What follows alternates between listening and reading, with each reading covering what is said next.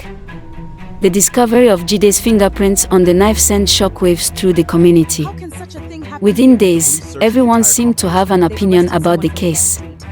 Students, parents, teachers, and even people who had never met Jide suddenly had theories about what had happened. As the police continued their investigation, they turned their attention to St. Michael's Secondary School. They wanted to understand the relationship between Jide and Tond. What they found painted a more complicated picture than anyone expected. Many students described Tond as popular and confident, but not everyone had positive things to say about him. Some claimed he enjoyed making fun of other students. Others said he often used his popularity to get his way. While many liked him, there were also those who quietly resented him. As detectives interviewed more students, they learned that Tond and Jide knew each other better than they had initially thought. Several classmates reported seeing the two boys argue on multiple occasions. Most of the disagreements seemed minor, but one incident stood out. A few weeks before Tond's death, the two had a heated argument during a school project. Witnesses said the confrontation became so intense that a teacher had to step in and separate them. The police also examined their online activity. There, they found evidence of several exchanges between the boys.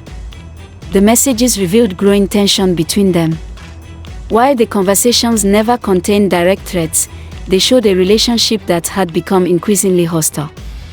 News of the messages quickly spread. For many people, it seemed like another piece of evidence pointing toward Jide. Back at home, the pressure on the Adeyemi family continued to grow. Reporters occasionally appeared outside their gate. Neighbors whispered whenever they passed by.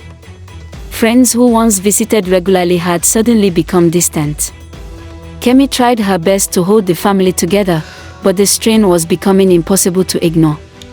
One evening, while cleaning Jide's room, she noticed something unusual. A sketchbook partially hidden beneath a pile of clothes. At first, she thought nothing of it. Jide had always loved drawing. Since he was a child, he had filled notebooks with sketches of people, buildings, and scenes from everyday life. Curious, she opened it. The first few pages were exactly what she expected. Simple drawings, school scenes, portraits of classmates. Then she turned another page, and another. The drawings became darker. Some showed angry faces. Others depicted violent scenes. They were detailed, far more detailed than anything she had seen him draw before. Then she stopped. One drawing caught her attention immediately. It showed a boy lying on the ground with a wound in his chest. Kemi stared at the page. Something about it felt familiar. The longer she looked, the more uncomfortable she became.